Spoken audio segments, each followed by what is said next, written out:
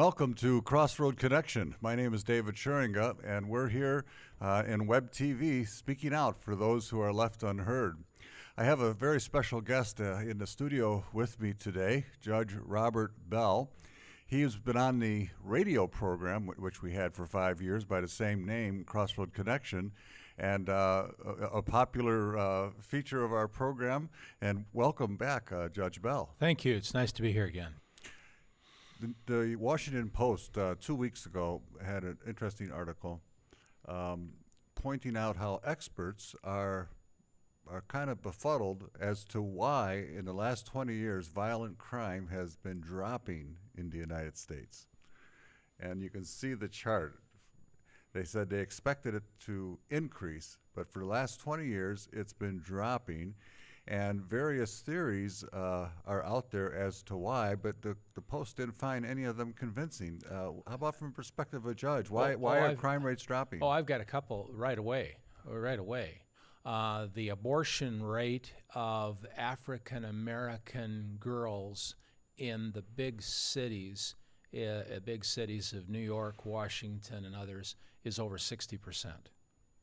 So the persons who have carried the violent crimes in the cities, which tends to be ethnic, tends to be African American, is dropping because the abortion rate of males is way over 60%. So your theory is that unwanted kids tend to become criminals. Unwanted African American boys. Wow. They carry the girls. They don't carry the boys. Okay, that's my first issue. You may never have heard that before, but you look at the stats on abortions, and the stats are terribly, terribly troubling. Terribly troubling. Look at this individual who's on trial now in Washington, D.C. for committing abortions, where he took the scissors and he'd snap the spinal cord, and sometimes he would do it in the 7th month and 8th month of pregnancies. Really? Boys. They're boys. And what's behind that? Because the African American person, young woman, in the inner city is unmarried, and generally speaking, many of them are unemployed. They can care for a girl because a girl's not going to be violent. A girl's going to be easy to manage, but boys are hard to manage. Wow. And they've looked at their brothers and they've looked at other people in the Section 8 housing, and they've said, I'll take an abortion. What's the second reason? The second reason is those that commit violent felonies, the kind of violent felonies that are robberies with guns that are discharged, those that commit carjackings, those that commit violence upon strangers in the public place, are generally committed by people who have started out as juveniles and young adults doing the same thing. Mm-hmm. Once you incarcerate them, you get them out of commission. So the argument for all the people in prison is the crime rates are dropping because the people that are committing the crimes are behind bars. When you think about that, there is some logic to that. There is, except that can't carry its own weight. Except the recidivist rates are 66%. So when they get out, they go back to crime. Yes, but the 66% and the higher recidivism rates, generally, if you take the number of times a violent person recidivates to violence as compared with going back to selling drugs or shoplifting or breaking and entering, you'd find that the violent person will as often commit another crime than violence. Violence is usually the last step in getting crime. So the violent person who recidivates more often on nonviolent than on violent. They do it on violent, but it's more often on nonviolent. Okay. That's very interesting from a perspective of a judge. What should the church be doing to make the world a better place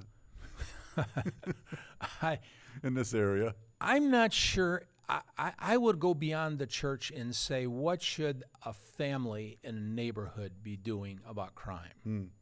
And I think in any neighborhood in the United States, with the divorce rate being what it is and the child abandonment rate being what it is, I think there are children in every community that are lost.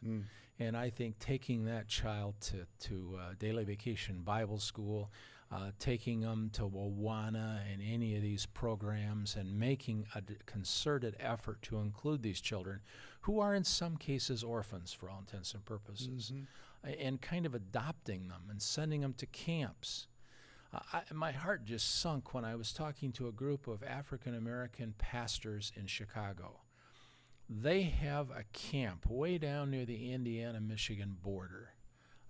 It's in Michigan, but it's I think it's in Cass County, way down south of Grand Rapids.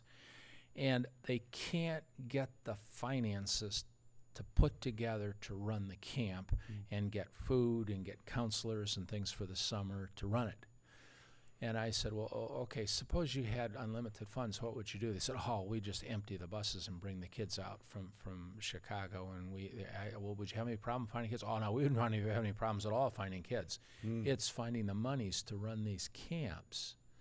So I think that's one place where you'd start. And I'm Look out for the kids. You look out for the kids, because they're going to be your future criminals. I mean, it's obvious. Yeah. They're going to be your future criminals, and they start their life of crime. They start their life of disenfranchisement from the ongoing society when they're quite young. They distance themselves from the learning, and they distance themselves from the rules that go on. And many of them didn't have a dad. They don't have dads, and they don't have mothers and grandparents and strong people around Social them network. that in a social network will rein them in. Yeah. I lost my dad when I was little, and I would have to say, and I was raised by a very strong-willed mother. She knew what the rules were, and she applied them to me. But I also had the two grandfathers and two grandmothers, and I had this network behind her that I know would never put up with anything that if I ever disobeyed her, I had to cross my grandfathers. And I think that this is, to me, the heart of where we should be putting our resources at this time as churches. We should be building these camps up. We should be bringing in these kids that can't afford camps and bringing them into these camps. And in those camps, socialize them properly and run the legs off from them athletically, and then get them to open their hearts. And then follow up on them. That would be my best prescription I can give you. As for the people out there, we do the best we can. You do the best you can. We have a number of steps of reentry courts and talking with them, and I talk with my supervised release officers, and they have the terrible job of going to the houses and checking on these people and seeing all they have to see. And, we're working as hard as we can. We can't use the Bible, we can't use Christianity because of the church-state issue.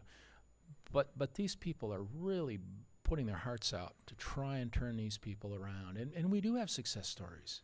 Sure. But I would say that that's not the rule, it's the exception. And that's what grieves me. Yeah, that's too bad. And I talk to them. I talk to them hard, and my colleagues do too. We talk to these people really hard from the bench when we get them back on violations. What's going wrong? Who are you associating with? I ask all kinds of. I spend a lot of time with them. I spend a lot of time with them in the courtroom, going over what I expect of them and how are you living your life. Yeah. It's fascinating to study other people.